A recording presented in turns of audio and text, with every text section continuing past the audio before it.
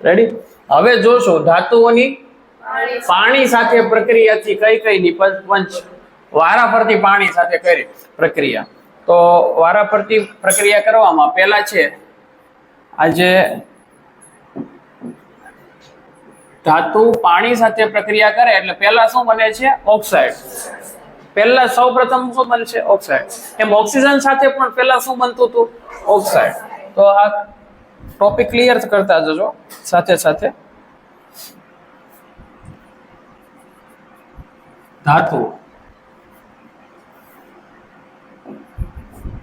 ધાતુ plus oxygen શું બનતું હતું?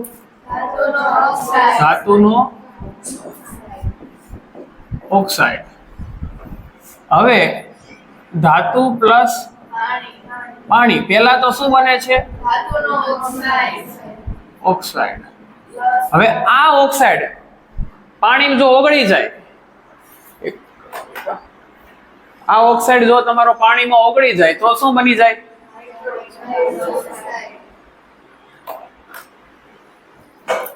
ઓક્સાઇડ પાણીમાં ઓગળી ગયો, હાઇડ્રોક્સાઇડ બનશે. હવે આ ઓક્સાઇડ ને હું લાવું નીચે. ધાતુ ઓક્સાઇડ પ્લસ પાણી શું બની જશે? ધાતુનો હાઇડ્રોક્સાઇડ. ખ્યાલ આવ્યો ને? ઓક્સાઇડ બે રીતે બન્યા. ઓક્સિજન સાથે ઓક્સાઇડ બને, પાણી સાથે પહેલું સ્ટેપ શું બને? ઓક્સાઇડ. એ ઓક્સાઇડ એમાં ને એમાં પાણી ઓગળી જાય તો, અને આવી રીતે ઓક્સાઇડ મેળવવો હોય ને એને અલગથી પાણી નાખો તોય શું બની જાય? હાઇડ્રોક્સાઇડ. હાઇડ્રોક્સાઇડ બનાવવાનું એક જ છે સ્ટેપ. શું? તો કે ઓક્સાઇડ માંથી શું બનશે? હાઇડ્રોક્સાઇડ. પણ ઓક્સાઇડ બે રીતે બન્યા ને? ખ્યાલ આવ્યો? તો ધાતુનો ઓક્સાઇડ પાણીમાં આ પહેલા ઓક્સાઇડ બન્યો અને તથા કયો વાયુ મુક્ત કરે છે? હાઇડ્રોજન વાયુ મુક્ત કરે છે. તો આગળ જ્યારે ઓક્સાઇડ બન્યો તો આમાં ઓક્સિજન સાથે તો ખાલી કોણ જોડાઈ ગયું હતું? ઓક્સિજન. આમાં ધાતુ સાથે જોડાય છે કોણ? ઓક્સાઇડ બને એટલે ધાતુની ઓક્સાઇડ એટલે કોણ જોડાયું?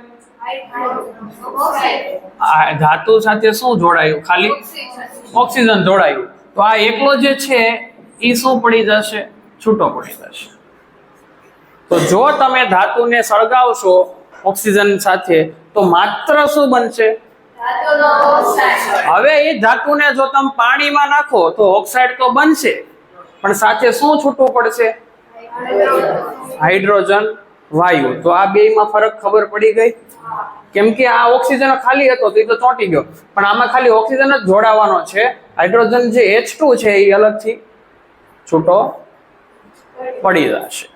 ચાલો, તો ધાતુનો પછી આ ઓક્સાઇડ બન્યો, હાઇડ્રોજન વાયુ મુક્ત થયો, આ ઓક્સાઇડ પાણીમાં જાય પછી શું બની જાય? આ આખી પ્રોસેસ. હવે સ્ટેપ આવશે જો ધાતુ પાણી શું બન્યું? ઓક્સાઇડ ધાતુ પાણી ઓક્સાઇડ હાઇડ્રોજન. ચાલો સ્ટેપ ક્લિયર. ધાતુ પાણી ઓક્સાઇડ હાઇડ્રોજન. હવે અહીંથી હું કોને ઉઠાવીશ? માત્ર ધાતુ ઓક્સાઇડ ને ઉઠાવીશ, એને પાછો પાણીમાં નાખીશ તો શું બની જશે? ધાતુ હાઇડ્રોક્સાઇડ. ખ્યાલ આવી ગયો સ્ટેપ? હવે શરૂઆત કરીએ છીએ. સૌ પ્રથમ સોડિયમ અને પોટેશિયમ. પોટેશિયમ સોડિયમ ઠંડા પાણી સાથે પ્રક્રિયા કરશે એટલે તીવ્ર પ્રક્રિયા, કેમ કે બહુ સક્રિય છે. કેવું સક્રિય છે? બહુ જ સક્રિય છે. તીવ્ર પ્રક્રિયા કરશે, ખતરનાક, એકદમ ઉગ્રતાથી. તો પ્રક્રિયા કરે અને કયો વાયુ મુક્ત કરશે? હાઇડ્રોજન વાયુ મુક્ત કરશે. હવે હાઇડ્રોજન વાયુનો તમને સ્વભાવ ખબર છે? હાઇડ્રોજન વાયુ કેવો હોય? સળગે એવો. પાછો હાઇડ્રોજન વાયુ સીધી રીતે ન સળગે. જેમ તમારે આપણે મિથેન ગેસ હોય અથવા તો ઘરે એલપીજી ગેસનો બાટલો આવે છે ને, ગેસ લાઈન છે, એને તમે સળગાવો એકદમ સ્મૂથ સળગે. સળગે ને? આપણી રસોઈ બની જાય શાંતિથી, ધીમે ધીમે સળગા રાખે. પણ હાઇડ્રોજન વાયુ એવી રીતે સળગતો, એ ધડાકા સાથે સળગે. જ્યારે તમે સળગાવો એટલે ધડાકો જ થાય. યાદ રાખજો, હાઇડ્રોજન વાયુ કઈ રીતે સળગે? ધડાકો જ કરે, સીધી રીતે એમને ડાયરેક્ટ સળગે નહીં, સ્મૂથ સળગતો નથી. હવે આપણી પ્રક્રિયા જોજો. કોને લીધો છે? સોડિયમ. શેમાં નાખો? શું બનશે? સોડિયમનો ઓક્સાઇડ. અને કયો વાયુ? વત્તા મોટા પ્રમાણમાં શું બનશે? ઉષ્મા બનશે. આ ઉષ્માને કેમ કે તીવ્ર પ્રતિક્રિયા હતી ને, તો આ ઉષ્માને કારણે આ હાઇડ્રોજન સળગી જશે. શું થશે? આ ઉષ્માને કારણે હાઇડ્રોજન સળગી જશે, એટલે સળગશે એટલે ધડાકો થશે. શું થશે? તો હવે ખ્યાલ આવે કે સોડિયમ ધાતુને જો તમે પાણી ટાંકામાં નાખો શું થાય? ધડાકો થાય, કારણ કે શું સળગી જાય છે? હાઇડ્રોજન વાયુ. હવે જેવું તમે પાણી ટાંકામાં નાખ્યું, કોને નાખ્યું હતું? પાણી ટાંકામાં નાખ્યું, આ તો સળગી ગયું. ચાલો, આ ગરમી ને H2 ભેગું થયું એટલે સળગી ગયું. આ શું થશે? આ બન્યો ઓક્સાઇડ બન્યો પછી પાછો રહે કેમાં? પાણીમાં ને પાણીમાં. પાણીમાં જાય એટલે શું બનાવી નાખે? હાઇડ્રોક્સાઇડ બનાવી નાખશે. એટલે અહીંયા શું થઈ જશે પછી એનું? NaOH. એટલે તમને જ્યારે તમે ધાતુને પાણીમાં નાખો એટલે વચ્ચે ઓક્સાઇડ તો બને જ છે, પણ એ તરત ને તરત પાણીમાં પડ્યો રહે એટલે શું થઈ જાય? એટલે તમને વચ્ચે ઓક્સાઇડ બન્યો તો એ દેખાણો નહીં. જો પેલું સ્ટેપ શું બન્યું હતું? ધાતુ પાણી, ધાતુનો હાઇડ્રોજન છે એ તો સળગી ગયો. અહીંયા સોડિયમના કિસ્સામાં હાઇડ્રોજન શું થયું? સળગી ગયો, તરત જ સળગી ઉઠે છે, કારણ કે આ પ્રક્રિયા કેવી છે? ઉષ્માક્ષેપક. ઉષ્મા વધારે મુક્ત થઈ સળગી ગયો. ચાલો, ખ્યાલ આવ્યો. હવે ઓક્સાઇડ બન્યો તો એનું શું થશે? ઓક્સાઇડ બન્યો તો એનું સીધું શું બની જશે? હાઇડ્રોક્સાઇડ. તો આપણે નાખ્યું શું ટાંકામાં? પાણી ટાંકામાં શું નાખ્યું હતું? સોડિયમ. અંદર શું હતું? પાણી. આ હાઇડ્રોજન બન્યો, એ ગરમી એટલી બધી ઉષ્મા મુક્ત થઈ હાઇડ્રોજન ને સળગાઈ નાખ્યું. આ બે સાઈડ સળગી ગયો, ધડાકો થઈ ગયો. હવે જે ઓક્સાઇડ બન્યો તો એ પાણી ઓગળી જશે, શું બનાવી દેશે? એટલે તમને ઓક્સાઇડ દેખાવાનો નથી, ડાયરેક્ટ હાઇડ્રોક્સાઇડ નું દ્રાવણ મળી જશે. ખ્યાલ આવે છે? એ જ રીતે મેં ટાંકામાં શું નાખ્યું? પાણીમાં નાખ્યો. પાણી ટાંકામાં, ચલો પાણી ટાંકામાં નાખીશ એટલે આ બે મળીને ધડાકો થશે. ધડાકો થશે પછી જે ઓક્સાઇડ બન્યો હતો પોટેશિયમનો, એ પાણીમાં ઓગળી જશે અને શું બનાવી નાખશે? હાઇડ્રોક્સાઇડ. ચાલો, હવે ખ્યાલ આવી ગયો. આનું સમીકરણ આપણે હવે લખીએ ઝડપે. તો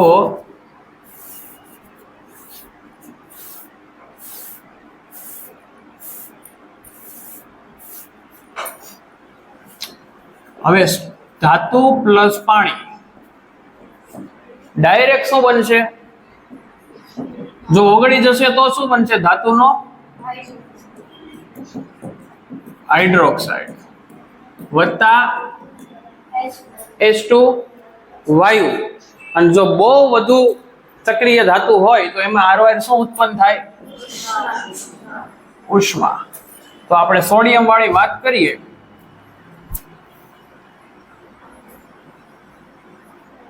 એને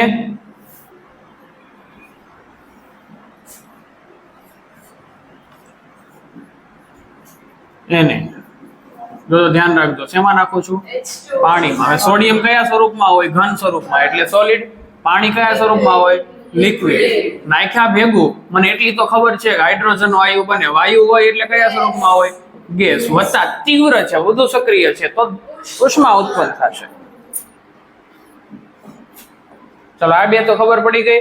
હવે જે ઓક્સાઇડ બનવાનો હતો એ ડાયરેક્ટ ઓગળી જશે તો શું બની જશે? હાઇડ્રોક્સાઇડ. તો NaOH. હવે ઓગળી ગયો હોય ને એટલે દ્રાવણ કહેવાય. શું કહેવાય? ઓગળી જાય તો દ્રાવણ કહેવાય. ન ઓગળો હોત ને તો ઘન સ્વરૂપ આવે, પાવડર સ્વરૂપ આવે, પણ અંદર ઓગળી જાય તો દ્રાવણ બની જાય. દ્રાવણ હોય તો શું કહેવાય? એક્યુ. બની ગયું આખું સમીકરણ. આવડવા જો. હવે ઉપરની સેમ ટુ સેમ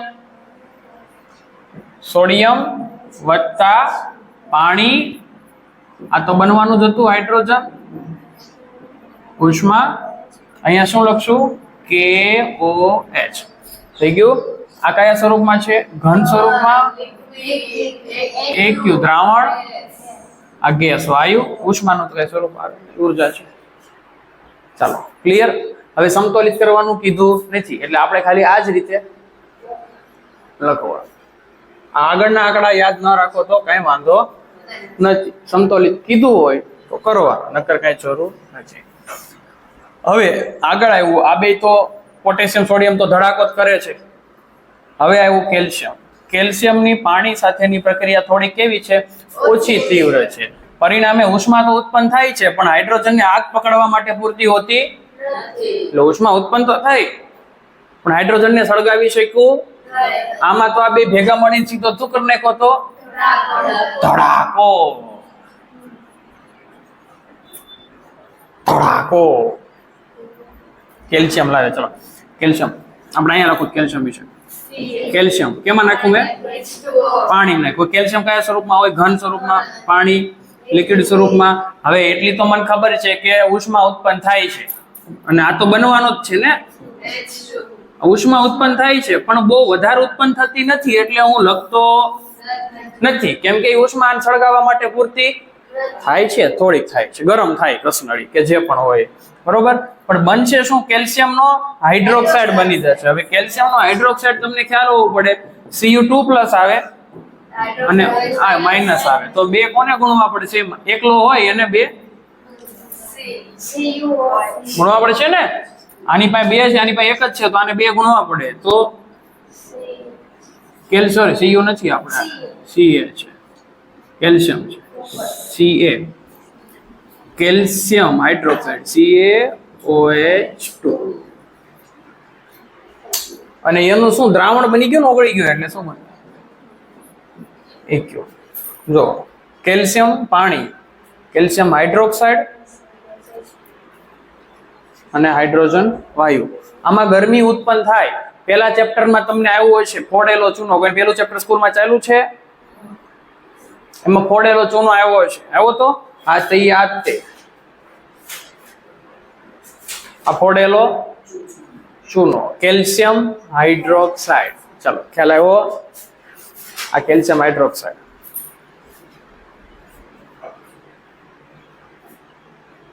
આ ત્રણે આપણે કયા પાણીમાં નાખ્યું હતું? ઠંડા પાણી. હવે અહીંયા એક વસ્તુ નવી થાય છે કે જ્યારે આપણે આ બીકર છે એમાં પાણી ભર્યું છે સમજી લો અને આ કેલ્શિયમ ધાતુનો ગાંગડો અંદર નાખવું એટલે આ પ્રક્રિયા થઈને કેલ્શિયમ હાઇડ્રોક્સાઇડ બનવા તો માંડે પણ હારો કયો વાયુ બનતો હતો?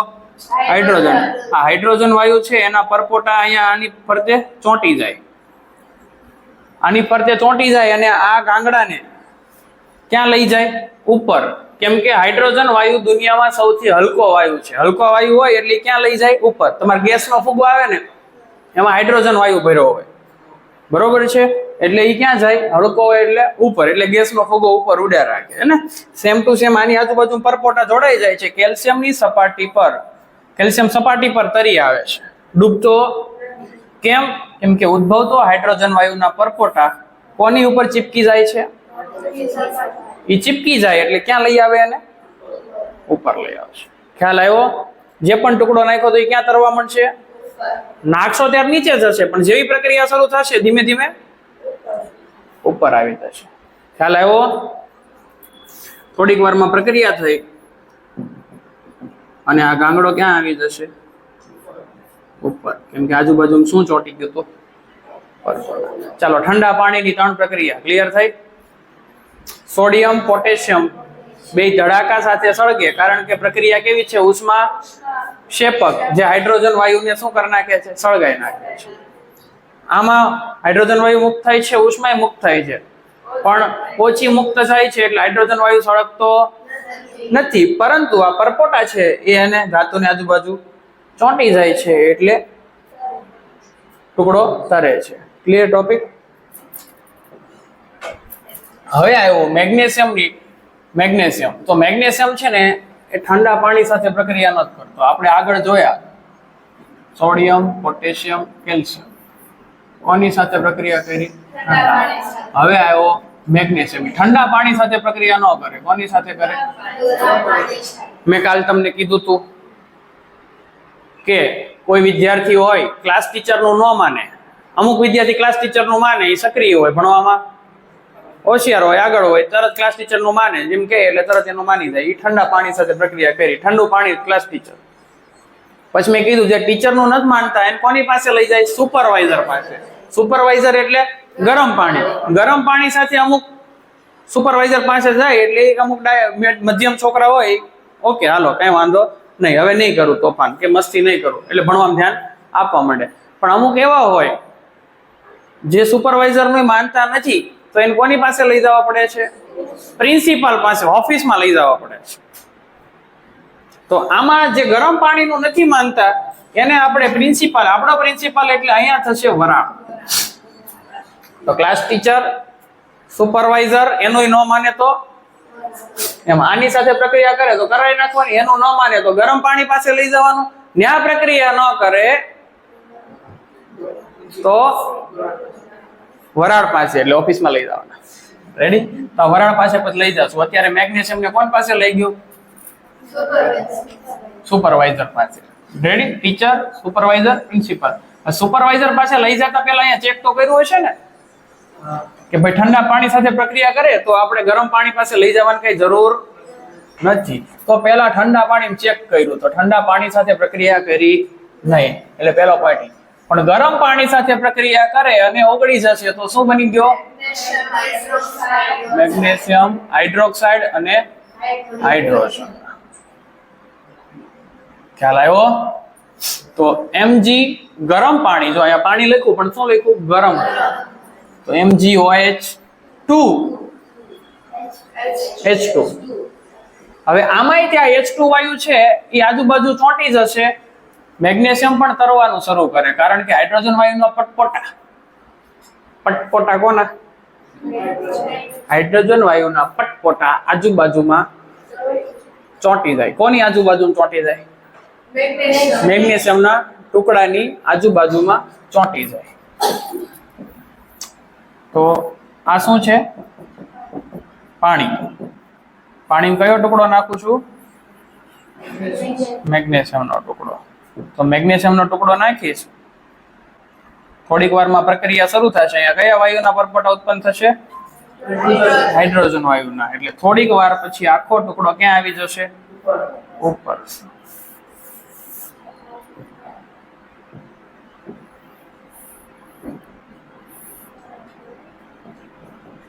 આ શું છે? ભૂ. ભૂ ભૂ એટલે જમીન થાય. મને કઈ ખબર નથી પડતી, તમે શીખવાડતા રહેજો. હા, કાંગડો ક્યાં આવી ગયો? ઉપર. કારણ શું છે? આજુબાજુમાં ઉત્પન્ન થયેલા કોના પરપોટા? ચલો, આ મેગ્નેશિયમમાં ઉપર તરવા માંડ્યું, સેમ ટુ સેમ. આગળ કોનામાં ઉપર તરવા માંડ્યું હતું? કેલ્શિયમમાં. અને હાઇડ્રોક્સાઇડ બને એનું મેઇન કારણ શું? ઓક્સાઇડ શું થઈ જાય છે? દ્રાવ્ય થઈ છે, ઓગળી જાય છે, દ્રાવ્ય થઈ જાય છે. ખ્યાલ આવે ને? ચાલો, હવે એની પછી આ ગરમ પાણી સાથે પ્રક્રિયા થઈ ગઈ. હવે જે ગરમ પાણી ન માનતા હોય તો કયા પાણી કોની પાસે લઈ જવું પડે? વરાળ પાસે લઈ જવું પડે. તો હવે આવ્યા એલ્યુમિનિયમ, ઝિંક. એને પેલા ઠંડા અને ગરમ બે પાણી ચેક કર્યું તો પ્રક્રિયા કરતા નથી, પરંતુ તે પાણીની બાષ્પ એટલે શું કહેવાય? વરાળ સાથે પ્રક્રિયા કરી શું બનાવી નાખે છે? ઓક્સાઇડ. હવે આગળ શું બનતું હતું? હાઇડ્રોક્સાઇડ. હવે શું બન્યું? ઓક્સાઇડ બન્યો. એનું મેઇન રીઝન છે કે આ દ્રાવ્ય થતા, જો દ્રાવ્ય થઈ ગયા હોત તો હાઇડ્રોક્સાઇડ. સમજ પડીને? આ દ્રાવ્ય નથી થતા, મગજમાં ફિટ કરી દેજો. દ્રાવ્ય થતા નથી. દ્રાવ્ય ન થાય તો કઈ અવસ્થામાં પડ્યા રે? ઓક્સાઇડ અવસ્થા. પણ અવસ્થા કઈ કહેવાય? ઘન પ્રવાહિક વાયુ. ઘન. ઓક્સાઇડ કાટ કેવો હોય? ઘન હોય કે લોખંડનો કાટ ઘન હોય કે વાયુ હોય? ઘન હોય. એ પાણીમાં ઓગળતો નથી, તો સોલિડ સ્વરૂપનો. અને હાઇડ્રોજન વાયુ તો બને જ તે. ખ્યાલ આવ્યો? આ હવે આનું સમીકરણ આપણે લખીએ. જો આપણે પેલા કોણ હતું? મેગ્નેશિયમ Mg પ્લસ શેમાં નાખ્યું હતું? પાણી ટાંકામાં કે બીકરમાં? XYZ ગરમ પાણી જ ને. ચાલો ગરમ પાણી. ગરમ પાણી નાખ્યા પછી બન્યું શું?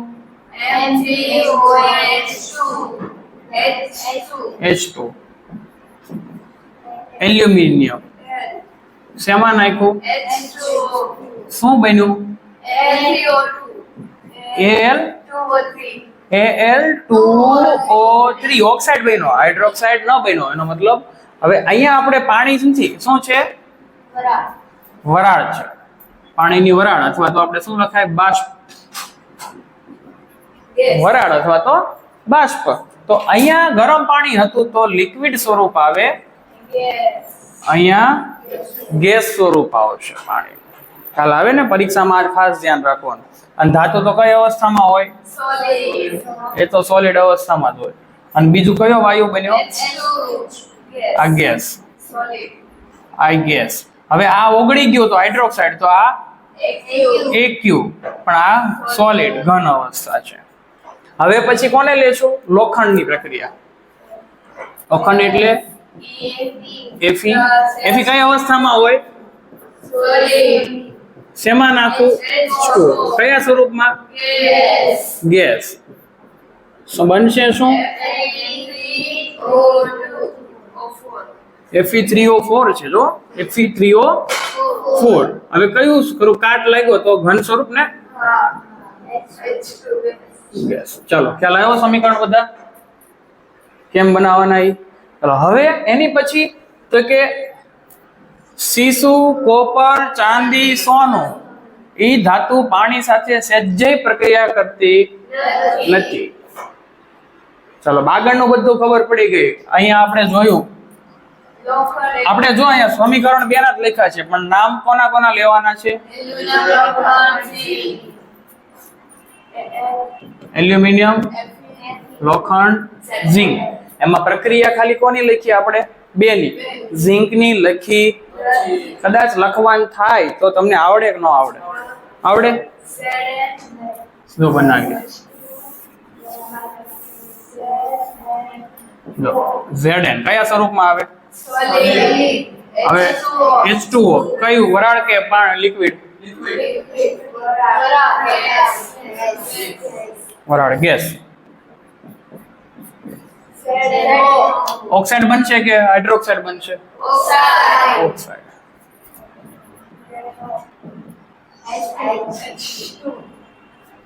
રેડી? લાવો ને. આ સોલિડ ગેસ.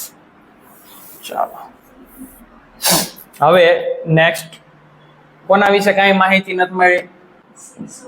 લેડ, સીસુ, કોપર, સોનું, મોનું, હે ને? આ ચાંદી અને આ સોનું. આ સોનું કહેવાય, આ ચાંદી, કોપર ને લેડ. આ કોઈએ પ્રક્રિયા નથી કરી. હવે આના વિશે કઈ ખબર પડતી તો હવે આગળના સ્ટેપમાં આપણે કોની સાથે પ્રક્રિયા કરશું? એસિડ સાથે. તો હવે મેગ્નેશિયમ, એલ્યુમિનિયમ લીધો, ઝિંક લીધો અને એની કોની સાથે પ્રક્રિયા કરી? મંદ સલ્ફ્યુરિક એસિડ. જો મંદ સલ્ફ્યુરિક એસિડ શું કામ લેવાનો પ્રયોગશાળામાં? બહુ વધારે સાંદ્ર લ્યો તો આની તમને નુકસાન થવાનો ભય રહે. સલ્ફ્યુરિક એસિડ એવો છે, બહુ સાંદ્ર સલ્ફ્યુરિક એસિડ હોય ને, અહીંયા ટીપું મૂકો ને તો આર પાર નીકળી જાય. એટલે મોસ્ટલી પ્રક્રિયા મંદમાં જ કરાવે. સાંદ્રની જરૂર પડે તો એની પરમિશન લેવી પડે, એમનેમ તમને મળે નહીં. પ્રયોગશાળામાં લેબમાં જેને સાંદ્ર સલ્ફ્યુરિક એસિડ વાપરવો હોય તો એ વૈજ્ઞાનિક લેવલનું કામ હોય, એની પરમિશન લાયસન્સ લેવું પડે તો તમને સાંદ્ર સલ્ફ્યુરિક એસિડ કોક આપે, બાકી આપે નહીં. ખ્યાલ આવ્યો? મંદ સલ્ફ્યુરિક એસિડ. હવે એસિડના કેટલા પ્રકાર આપણે લખાવ્યા હતા, જનરલી વપરાતા હોય એવા? H2SO4 આને શું કહેવાય? Sulphuric acid. HCl આને શું કહેવાય? Hydrochloric acid. HNO3 આને કહેવાય નાઇટ્રિક એસિડ. તો આ થયું સલ્ફ્યુરિક કઈ H2SO4 આરે થોડી થઈ છે. પછી કયો છે હાઇડ્રોક્લોરિક એસિડ. પછી કયો છે નાઇટ્રિક એસિડ. રેડી. અત્યારે આપણે બધાની પ્રક્રિયા કોની સાથે કરી જો મેગ્નેશિયમ ની કોની સાથે H2SO4. આગળ એક એસિડ આવ્યો હતો તમને ખબર હોય તો H2SO3 એને કીધું તું સલ્ફ્યુરસ એસિડ. ઈ ક્યારે બન્યો તો એ યાદ આવે છે? આપણે SO2 ની પ્રક્રિયા કરી હતી પાણી સાથે ત્યારે બન્યો તો H2SO3. યાદ રાખજો. આગળ આવ્યો તો અધાતુનો ઓક્સાઇડ પાણીમાં નાખો એસિડ બને. અધાતુનો ઓક્સાઇડ પાણીમાં નાખો એસિડ બને. સલ્ફરનો પાવડર ઓક્સાઇડ બન્યો પછી પાણીમાં નાખ્યો તો યાદ આવ્યો? હા કે ના? હું આમ જોયા રાખો મૂંગા મૂંગા બોલો ફટાફટ. સલ્ફ્યુર રસમાં રીકમાં ખબર પડી ગઈ ને? રસમાં શું આવશે 3, રીકમાં 4. અત્યારે કયો વાપરો છે? મોસ્ટલી સલ્ફ્યુરિક વપરાશે. ચાલો Mg H2SO4. હવે બહુ આપણે આગળ મેં તમને પેલી શ્રેણી યાદ રખાવી હતી ને? મગ એલ્યુમિનિયમના કુકરમાં ઝિંક કરતા સારા બને. લોખંડ લેડ. અહીંયા શું હતો? Cu Hg. હવે જો આ હાઇડ્રોજન છે ને એની ઉપર હશે એ બધું હાઇડ્રોજન કરતા કેવું ગણાય? સક્રિય ગણાય. હાઇડ્રોજન કરતા ઉપર હોય એ બધું હાઇડ્રોજન કરતા સક્રિય. તો આમાં અહીંયા શું છે? હાઇડ્રોજન. આ મેગ્નેશિયમ છે એ હાઇડ્રોજન કરતા સક્રિય છે કે નહીં? જો ઉપર છે કે નીચે છે? ઉપર છે ને? તો એ શું કરશે ખબર? આની જગ્યા લઈ લેશે. આને એનામાંથી ધક્કો મારી દેશે. મેગ્નેશિયમ છે વધુ સક્રિય છે, વધુ પાવરફુલ છે, તો આને એના સંયોજનમાંથી ધક્કો મારી નાખશે. દુનિયાનો નિયમ છે ને, જે પાવરફુલ હોય એ ઓછા પાવરફુલની જગ્યા લઈ શકે. વધુ તાકાતવાળો રાજા હોય, નબળા રાજાની પર યુદ્ધ કરીને એની જગ્યા લઈ લે. એમ આ લોકો પણ વધુ પાવરફુલ તત્વ ઓછા પાવરફુલ ને એના સંયોજનમાંથી કાઢી નાખે. તો અહીંયા આને કાઢી નાખશે H2 ને, તો બની શું જશે? MgSO4. અને દૂર શું થયું? H2. યાદ રહી ગયું? હવે આ MgSO4 જ કેમ બન્યું એનું ખાસ ધ્યાન આપવાનું, કારણ કે Mg2+ આવે અને SO4 કોષ્ટકમાં યાદ કરો 2- આવે. ખ્યાલ આવ્યો? 2+, 2- એટલે બેયના એક લીધા, જોડાઈ ગયા. હવે બીજું કોણ લીધું છે? એલ્યુમિનિયમ. એમાંય તે H2SO4. હવે આમાં શું બનશે? તો એલ્યુમિનિયમ આની જગ્યા લેવાનો છે એ તો ફાઇનલ છે, પણ એલ્યુમિનિયમની સંયોજકતા 3+ છે અને SO4 સાથે જોડાવાનો ને, કેમ કે H2 જો H2 ને ધક્કો મારી દે છે ને, એલ્યુમિનિયમ કોને ધક્કો મારીને કાઢી મૂકશે? H2 ને કાઢી મૂકશે. હવે SO4 ની સાથે કોણ જોડાશે? એલ્યુમિનિયમ 3 છે, આ 2 છે. તો કોને કોને કઈની સાથે ગુણવાના ભાઈ? બોલે આમાં કોને કોને કઈ રીતે ગુણો? આ બેન જોઈન્ટ કરવા છે. આછી આ બેન જોઈન્ટ કરવા છે. કોને કોની સાથે ગુણવાના? ઘણી બધી વાર આવી ગયું હવે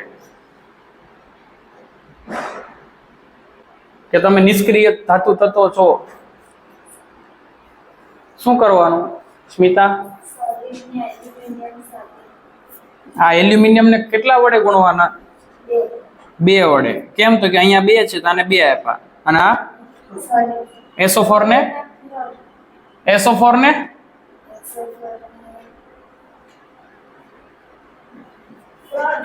3 સાથે. સિમ્પલ છે.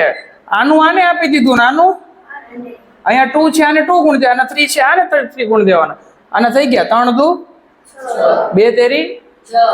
આ કેટલી વાર કરાયું તમને કે તમે નિષ્ક્રિય છો, ધ્યાન આપો નથી? આ ત્રીજો લેક્ચર છે, એની પહેલા ઘણી વાર થઈ ગયું. હવે ખ્યાલ આવ્યો કઈ રીતે કરવાનું છે? આ કોષ્ટક યાદ છે તમને? એલ્યુમિનિયમની સંયોજકતા વાળું Al3+.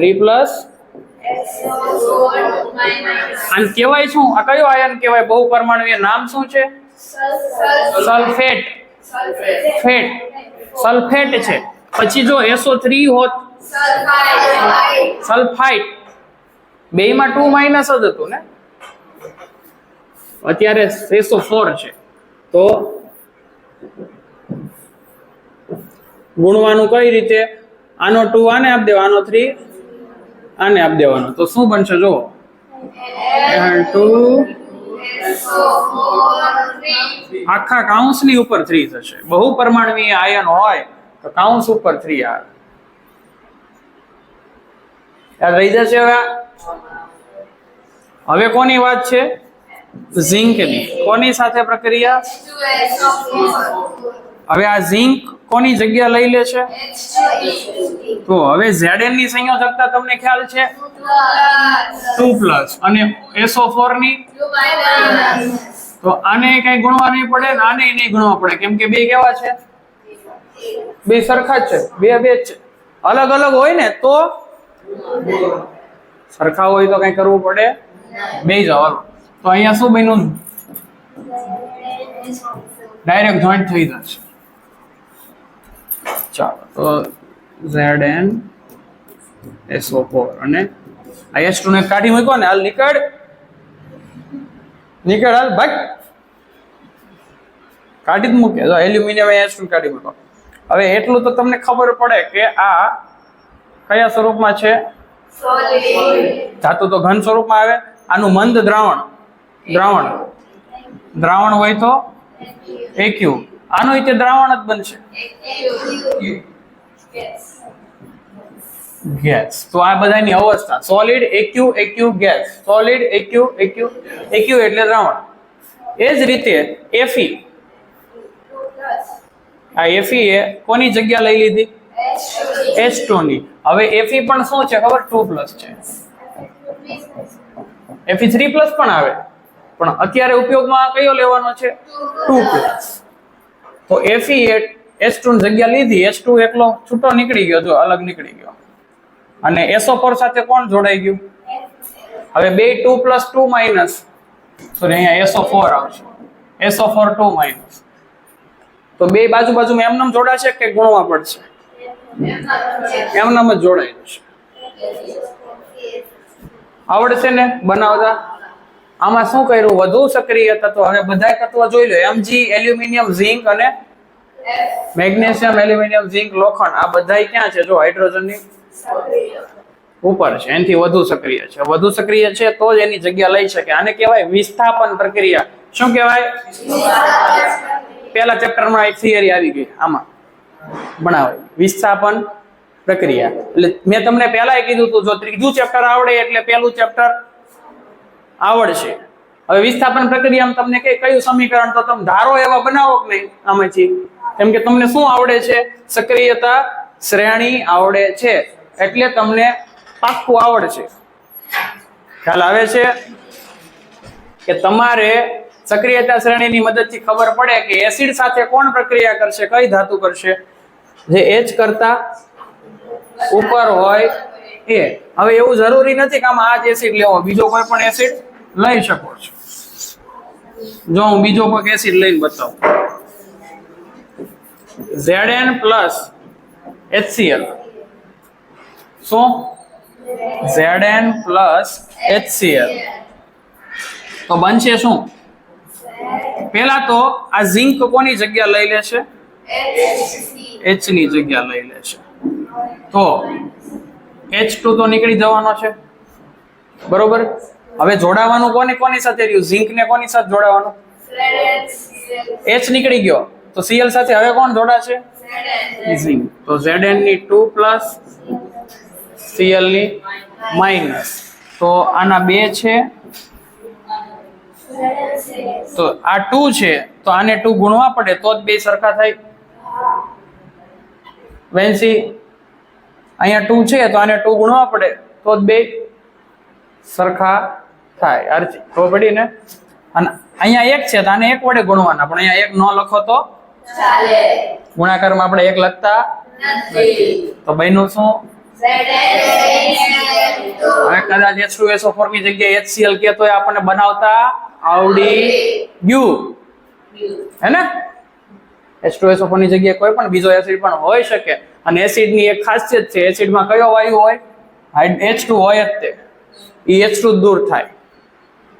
ચાલો હવે પરીક્ષામાં એવું પૂછાય, ધાતુની એસિડ સાથે પ્રક્રિયાથી કયો વાયુ બને? ધાતુની એસિડ સાથે પ્રક્રિયાથી કયો વાયુ બને? હાઇડ્રોજન વાયુ બને. હાઇડ્રોજન વાયુ બન્યો છે એ ચેક કરવો હોય તો શું કરવાનું?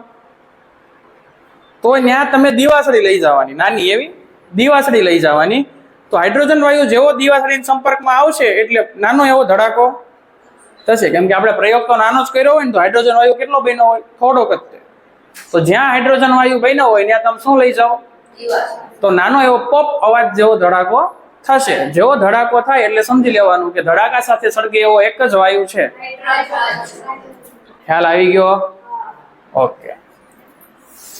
તો આજે જેટલો ભણાવ્યા એમાં સૌથી વધારે તમને કોન્સેપ્ટ તો બધા ક્લિયર હશે, કોન્સેપ્ટ ક્લિયર હશે, પણ શું ક્લિયર નહીં હોય? સૂત્ર યાદ રાખવામાં તકલીફ પડશે. એટલે સૌથી વધારે ધ્યાન ક્યાં રાખવાનું છે? સૂત્રમાં.